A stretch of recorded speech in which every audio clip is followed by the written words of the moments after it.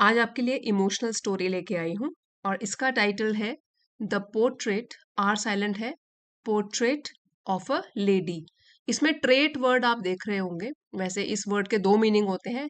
एक पोर्ट्रेट का मतलब हो गया पिक्चर या पेंटिंग या फोटोग्राफ ऑफ अ पर्सन। एक और मीनिंग भी होता है इसका जिसमें कि पिक्चर नहीं, उसको हम कह सकते हैं डिस्क्रिप्शन ऑफ समथिंग और समबडी इन वर्ड्स। किसी भी व्यक्ति का या किसी भी चीज का शब्दों में वर्णन करना, उसको डिस्क्राइब करना। तो यहाँ पे डिस्क्राइब किसको किया गया? एक लेडी को। This story is a touching account of Khushwant Singh relationship with his grand mother. ये जो एक पूरी स्टोरी है, टचिंग मीन्स जो दिल को छू जाए, ऐसा अकाउंट ऐसा वर्णन है। खुशवंत सिंह एक राइटर है, जाने माने राइटर। उनके रिलेशनशिप, उनके जो संबंध थे उनकी दादी के साथ, ग्रैंड मदर के साथ। द ऑथर रिकॉल्स मीन्स याद करते हैं her as a deeply traditional traditional woman. Author जो है, लेखक जो कि खुशवंत सिंह है और उन्होंने ही लिखी हुई है ये वाली story the portrait of a lady. तो वो याद करते हैं, रिकॉल करते हैं उनको, her as a deeply traditional woman, एक ऐसी लेडी, ऐसी महिला जो कि ट्रेडिशनल है। ट्रेडिशनल होता है यहाँ पे एक एडजेक्टिव का काम कर रहा है, डिस्क्राइब कर रहा है वुमेन को। इसका मतलब हो गया based on customs, beliefs and practices, जो कि परंपरा पर बहुत विश्वास करता है। वो भी डीपली मीन्स गहराई से, दिल की गहराई से वो बहुत ही ट्रेडिशनल थी और कस्टम्स और ट्रेडिशंस को बहुत ही मानती थी, परंपराओं को बहुत मानती थी। ऑलवेज ड्रेस्ड इन वाइट, हमेशा ही वो पहने रहती व्हाइट कलर की ड्रेस। रिफ्लेक्टिंग हर कल्चरल आइडेंटिटी, रिफ्लेक्टिंग जो कि दर्शाता, हमारे सामने पेश करता उनकी कल्चरल आइडेंटिटी। यहाँ पे प्रोनाउंसिएशन भी लिखी हुई है, इसका मतलब हो गया सांस्कृतिक पहचान। The feeling of belonging to a particular culture. तो वाइट, उनके जो भी कल्चर था उसमें वाइट ड्रेस पहनते होंगे, अभी हम आगे पढ़ेंगे क्यों वाइट ड्रेस पहनती थी। तो ये रिफ्लेक्ट करता था, दर्शाता था उनकी सांस्कृतिक पहचान को। She spoke little. अब लिटिल जब अकेला यूज होता है, अ लिटिल हम नहीं बोलते, इसका मतलब हुआ कि बहुत कम बोलती थी, न के बराबर। शी स्पोक, स्पीक का पास्ट टेंस है ये। लिटिल, बहुत कम वो बात करती थी। हर life revolving around prayer and taking care of him. और उनकी लाइफ जो है रिवॉल्व मतलब मंडराती रहती थी, घूमती रहती थी अराउंड प्रेयर, कि वो एक तो है कि पूजा पाठ करती थी, टेकिंग केयर ऑफ हिम, यहाँ पे हिम जो प्रोनाउन है वो खुशवंत सिंह जी के लिए यूज किया गया है, कि उनकी देखभाल में और प्रेयर करने में, पूजा करने में उनकी लाइफ पूरी की पूरी घूमती रहती थी इन दो चीजों के इर्द गिर्द, आसपास। When the narrator was a child, अब नैरेटर तो यहाँ पे खुशवंत सिंह जी हैं, अपने बचपन की कहानी बता रहे हैं। जब वो एक छोटे बच्चे थे, they lived in a small village, वो एक छोटे से गांव में रहते थे। His grand mother help him get ready, उनकी दादी उनकी मदद करती थी रेडी होने में, तैयार होने में, फॉर स्कूल, स्कूल के लिए तैयार होने में उनकी ग्रैंड मदर उनकी हेल्प करती थी। हिम यहाँ पे खुशवंत सिंह के लिए प्रोनाउन यूज किया गया है। गेव हिम ब्रेकफास्ट, ब्रेकफास्ट नाश्ता उनको देती थी। And accompanied, accompanied him means उनके साथ जाती थी, उनको कंपनी देती थी। टू द टेम्पल, एक मंदिर में। Where he learn the alphabet and religious scriptures, जहां पे ही खुशवंत सिंह जी सीखते थे अल्फाबेट मीन्स पढ़ना लिखना, एंड रिलीजियस स्क्रिप्चर्स मतलब धार्मिक ग्रंथ। सो धार्मिक एजुकेशन भी वहां पे उनको मिलती थी। हर पोलाइटनेस, पोलाइटनेस का मतलब होता है विनम्रता, और आप ऐसे भी बोल सकते हो शोइंग गुड मैनर्स और रिस्पेक्ट टुवर्ड्स अदर्स। तो जो भी उनकी पोलाइटनेस थी, विनम्रता थी टुवर्ड्स एवरीवन, हर किसी के प्रति। Made her loved by all, उसकी वजह से सब लोग उनको प्यार करते थे। लाइफ देन वॉज सिंपल, उस टाइम की लाइफ, जब वो छोटे थे खुशवंत सिंह जी, तब की लाइफ बता रहे हैं कि तब साधारण सी जिंदगी हुआ करती थी। Far from the appearances, appearances होता है हमारा बाहरी दिखावा, बाहरी रूप। ठीक है, तो फार फ्रॉम अपियरेंसेस में दिखावा जो था वो दूर दूर तक नहीं होता था उस टाइम, लाइफ सिंपल हुआ करती थी। एंड शोइनेस, दिखावा बनावट ऑफ द मॉडर्न वर्ल्ड, आधुनिक दुनिया की जो दिखावट आजकल शुरू हो गई है वो बैक देन, उनके टाइम पे जब वो छोटे थे उस टाइम पे लाइफ सिंपल हुआ करती थी और दिखावटी चीजें नहीं हुआ करती थी. Things began to change when they moved to the city. अब चीजें began to change, बदलना शुरू हुई when they, जब वो लोग moved to the city, एक शहर की तरफ चले गए, शहर में चले गए. The narrator joined an English school. वहां पे जो narrator है खुशवंत सिंह जी है narrator, यहाँ पे उन्होंने इंग्लिश स्कूल में दाखिला लिया. That taught, जो कि वहां पे पढ़ाता था science and music. So science भी पढ़ाते थे वहां पे, म्यूजिक भी पढ़ाते थे. टीच का पास्ट टेंस है ये, taught. This was against his grandmother's traditional beliefs. हमने शुरू में पढ़ा कि वो काफी ट्रेडिशनल थी, तो लेकिन जो ये साइंस पढ़ना, म्यूजिक पढ़ना, दिस वॉज अगेंस्ट, खिलाफ था ग्रैंड मदर के, दादी के ट्रेडिशनल बिलीव्स, जो भी उनके पारंपरिक सोच समझ थी उनके खिलाफ था. As she felt modern subjects might make him arrogant, क्योंकि उनका मानना था, वो पुराने जमाने की थी, कि जो भी ये आधुनिक सब्जेक्ट्स जैसे साइंस हो गया, म्यूजिक हो गया, हो सकता है, माइट मॉडल वर्ब यहाँ पे यूज किया कि हो सकता है कि वो बना दे खुशवंत सिंह जी को एरोगेंट. सो एरोगेंट यहाँ पे घमंडी, इस ये एडजेक्टिव है, इसका मतलब है having an exaggerated sense of self importance, की अपने आप को जो बहुत ही ज्यादा इंपॉर्टेंस देता है और घमंड करता है, कि वो घमंडी ना बना दे, हो सकता है ये वाले सब्जेक्ट्स. एंड वेस्टर्नाइज्ड, वेस्टर्नाइज्ड, कि ज्यादा ही कोई वेस्टर्न कल्चर को ही ना अपना ले खुशवंत सिंह जी, तो ये उनको हमेशा डर बना रहता था कि वो एरोगेंट ना बन जाए और वेस्टर्नाइज्ड ना बन जाए, पाश्चात्य संस्कृति अपनाने वाले ना बन जाए, अपने कल्चर को ना भूल जाए. She feared he might reject spiritual values. तो वो, उनको ये डर भी रहता था कि हो सकता है, माइट है फिर से यहाँ पे, कि रिजेक्ट मीन्स वो न समझें, स्पिरिचुअल वैल्यूज को भूल जाएं, जो भी अपनी आध्यात्मिकता है उसको भूल ना जाएं. And adopt a colonial mindset. Colonial mindset, adopt का मतलब होता है अपनाना, कि वो अपना न ले कहीं कलोनियल माइंडसेट को. अब जो ये है, ये नाउन है कलोनियल माइंडसेट, इसका मतलब हो गया कि a way of thinking which is influenced by colonial rulers. जो भी कलोनियल रूलर्स, जो अंग्रेज शासन जब करते थे, उस तरीके का माइंडसेट जो है वो ना अडॉप्ट कर ले, क्योंकि आजकल ये स्कूल में क्या क्या पढ़ रहे हैं, इंग्लिश मीडियम स्कूल में जो भी सब्जेक्ट्स पढ़ाए जा रहे हैं, उसकी वजह से ऐसा ना हो कि वो कलोनियल माइंडसेट अपना ले, औपनिवेशिक सोच. सो क्या मतलब हुआ, a way of thinking which is influenced by values of colonial ruler. जब अंग्रेज शासन करते थे उस टाइम पे जो वैल्यूज हुआ करती थी उसको ज्यादा ना अपना ले, और अपनी स्पिरिचुअल वैल्यूज जो है, ट्रेडिशनल वैल्यूज है, उसको ना भूल जाए, ये डरती थी वो इसको लेकर. Valuing foreign ways over his own heritage. So ऐसा ना हो कि वो विदेशी संस्कृति अपना ले, उनको ज्यादा वैल्यू करने लग जाए, इंपॉर्टेंस देने लग जाए, ओवर, ऊपर, अपनी खुद की संस्कृति के ऊपर उनको ज्यादा इंपॉर्टेंस ना देने लग जाए, ये उनका डर था.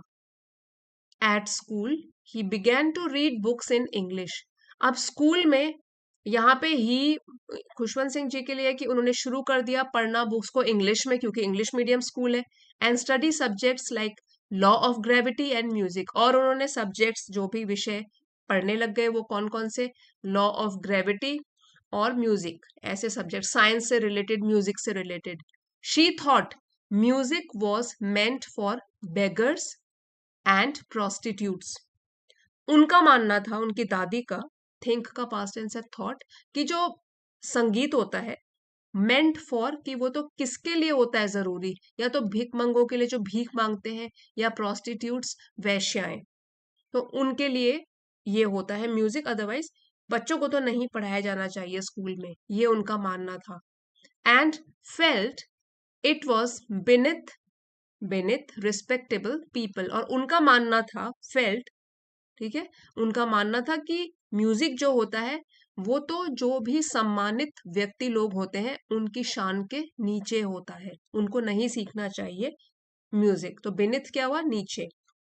हर superiority complex about Indian traditions made her silently unhappy with his education. So उनकी जो सुपीरियोरिटी मीन्स श्रेष्ठता की भावना थी कि हम लोग तो ज्यादा अच्छे हैं, the state of being better या मोर इम्पोर्टेंट और more powerful than others, superiority ये नाउन है यहाँ पे, कि जो उनकी सुपीरियोरिटी कॉम्प्लेक्स था कि हम लोग तो ऊंचे हैं। इंडियन ट्रेडिशंस, हमारे जो भारतीय ट्रेडिशंस हैं, भारतीय परंपराएं हैं, और जो सुपीरियोरिटी कॉम्प्लेक्स था उनको कि हम लोग ज्यादा बेहतर हैं, सो उसकी वजह से made her silently unhappy with his education, उसकी वजह से वो चुपचाप दुखी होने लग गई, दुखी रहने लग गई खुशवंत सिंह जी की एजुकेशन को लेकर, क्योंकि वहां पे वो अपने स्कूल में इंग्लिश मीडियम स्कूल में पढ़ रहे थे और सब्जेक्ट्स आपको बता ही दिया, साइंस पढ़ते थे, म्यूजिक पढ़ते थे, तो ये उनको अच्छा नहीं लगता था। उनकी सोच पुराने जमाने की थी। Once during a train journey, अब एक बार की बात है, एक ट्रेन जर्नी के दौरान, रेल यात्रा के दौरान, दे shared a compartment with a group of city educated people, उन्होंने शेयर किया, खुशवंत सिंह जी ने, उनकी दादी ने, दोनों ने मिलकर शेयर किया, साझा किया एक ऐसा कंपार्टमेंट, ट्रेन का डिब्बा, जिसमें कि एक ग्रुप था, झुंड था, पीपल उन लोगों का जो कि शहर से एजुकेशन प्राप्त किए हुए थे, सिटी एजुकेटेड पीपल।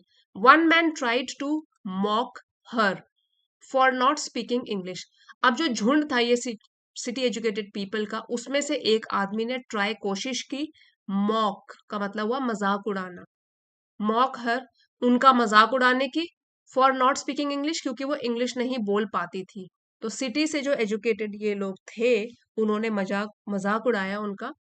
दो she remained unaware of the insult, the narrator understood the irony. अब क्योंकि दादी जो ज्यादा इंग्लिश तो नहीं समझती थी, तो क्या हुआ, उनको तो ये अनजान रही वो, तो उनको तो नहीं पता लगा कि मजाक उड़ाया इसने मेरा इंग्लिश ना बोलने की वजह से। दो she remained unaware of the insult, कि यहाँ पे उसने इंसल्ट करने की कोशिश की उन लोगों ने, सिटी एजुकेटेड लोगों ने, लेकिन जो नैरेटर थे, खुशवंत सिंह जी थे, अंडरस्टूड द आयरनी, वो तो समझ चुके थे ये विडंबना। आयरनी क्या होता है, विडंबना की भावना, अनएक्सपेक्टेड कॉन्ट्रास्ट, इसको समझ चुके थे।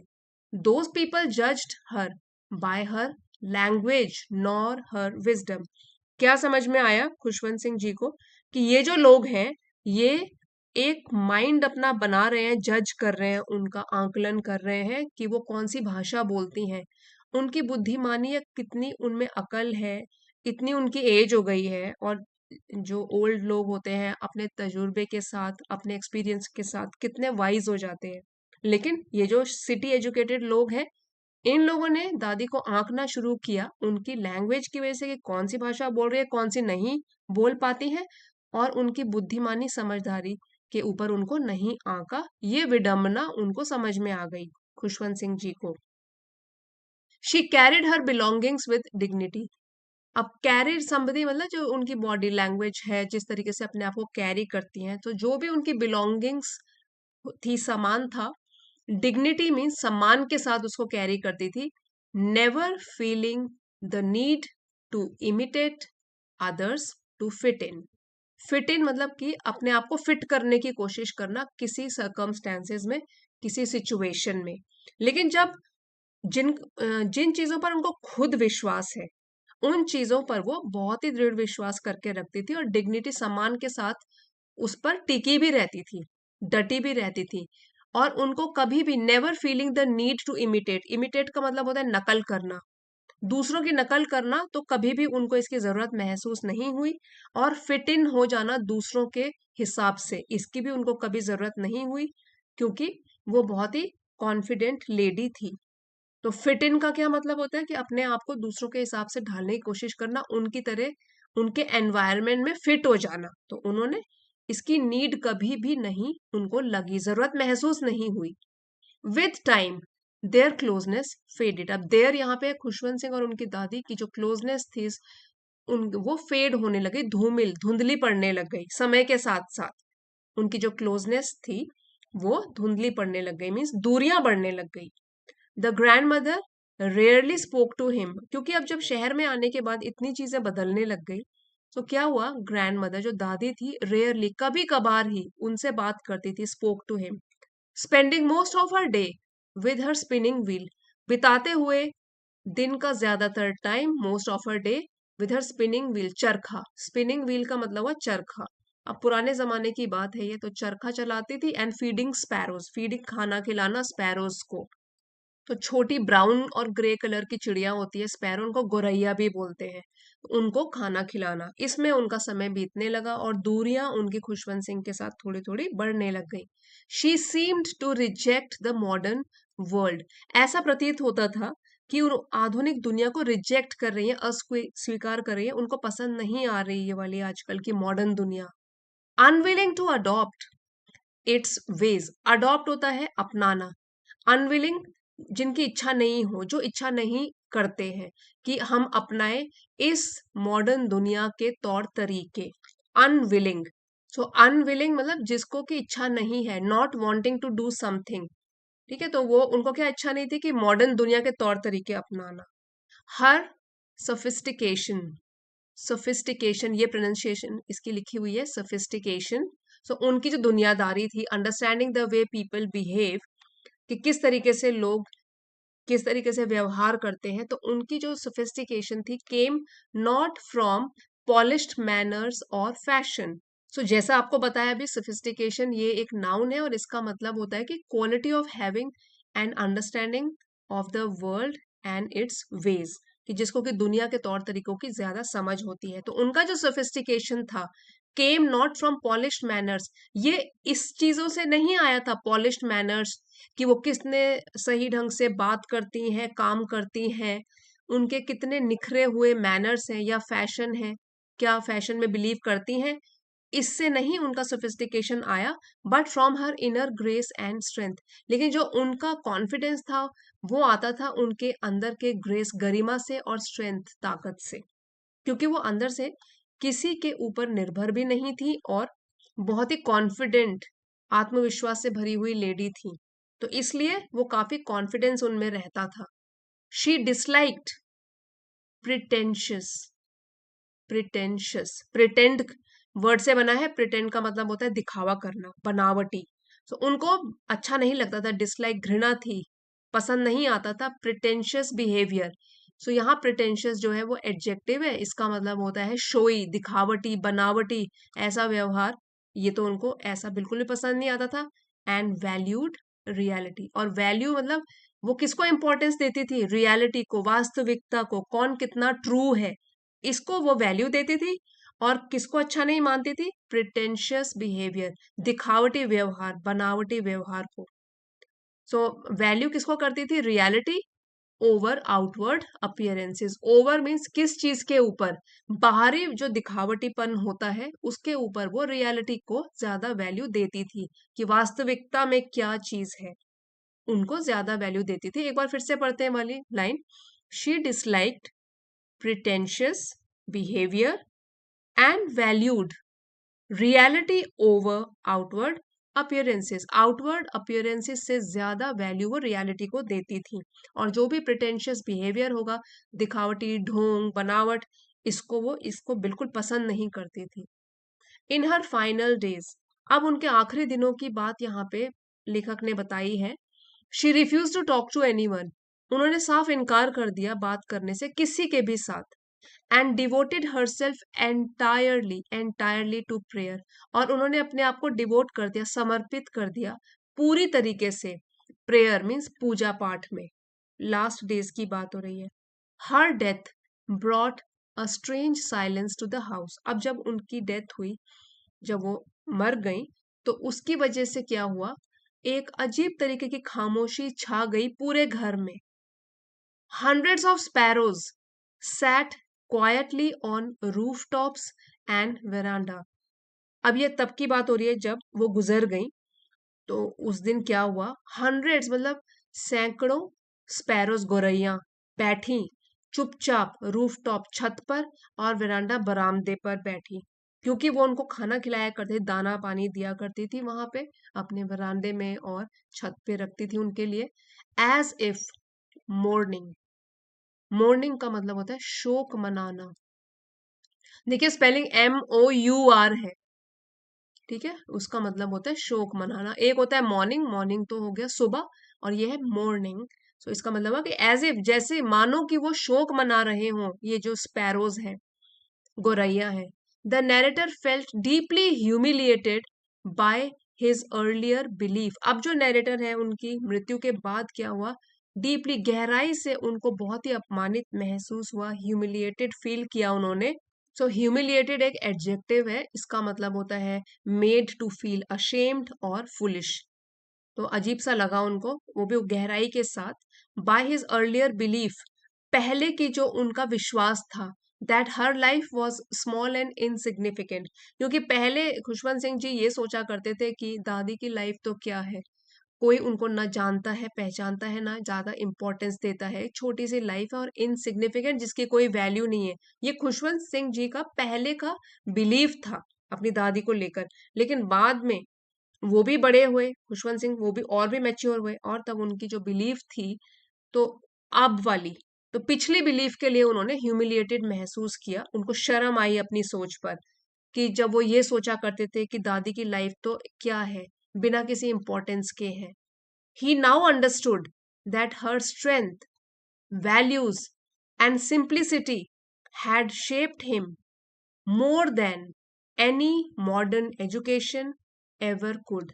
अब उनको समझ में आया नाउ, इस उम्र में जब खुशवंत सिंह जी की दादी गुजर गई, तब जो उनकी एज थी तब उनको समझ में आया कि क्या उनकी स्ट्रेंथ थी, ताकत थी, वैल्यूज थे उनके, उनकी जो मान्यताएं थी, बिलीव्स थे, एंड सिंप्लिसिटी और उनका जो साधारणपन था, हैड शेप्ड हिम, उन्होंने, इन चीजों ने, उनकी जो स्ट्रेंथ थी, वैल्यूज और सिंप्लिसिटी, जो साधारणपन था, उसने ही तो खुशवंत सिंह जी के जिंदगी को एक आकार दिया था, शेप दिया था। मोर देन, ज्यादा, किसके मुकाबले, देन यहाँ कंपैरिजन हो रहा है, any modern education ever could, जो कि आधुनिक एजुकेशन, शिक्षा कभी भी जितना कर पाती, जितना उनको स्ट्रेंथ, वैल्यूज और सिंप्लिसिटी दे पाती, उससे ज्यादा जो उनकी दादी का मानना था, और जो कुछ भी उन्होंने खुशवंत सिंह जी के लिए किया, वो उसकी वजह से उनकी पर्सनैलिटी को उनके आकार मिला था, दैट हैड शेप्ड हिम। अब खुशवंत सिंह जी को समझ में आ गया था कि जो उनकी ताकत थी उनकी दादी की, उनके मूल्य थे और उनकी जो सादगी थी, सिंप्लिसिटी थी, इन सब चीजों ने उन्हें किसी भी आधुनिक शिक्षा से कहीं ज्यादा, बहुत अधिक प्रभावित किया है। तो ये उनको अब समझ में आया। अगर आपको ये वाली स्टोरी डिटेल में पढ़नी है, सो ये थोड़ी लंबी स्टोरी है और इसमें ऑलरेडी मैंने एक डिटेल्ड वीडियो बनाया है, उसका लिंक मैं अभी यहाँ पे भी टैग कर लूंगी, और डिस्क्रिप्शन में भी उस स्टोरी का लिंक मिल जाएगा आपको। आप डिटेल में स्टोरी पढ़िए, बहुत इंटरेस्टिंग है। सो फ्रेंड्स, आज का वीडियो अगर आपके लिए हेल्पफुल रहा है, आपने कुछ नया सीखा है, so please don't forget to like, share and subscribe. और अब आप वीडियोस को हाइप भी कर सकते हो। सो अगर पसंद आया है तो प्लीज जरूर हाइप भी कीजिएगा। Thank you for watching.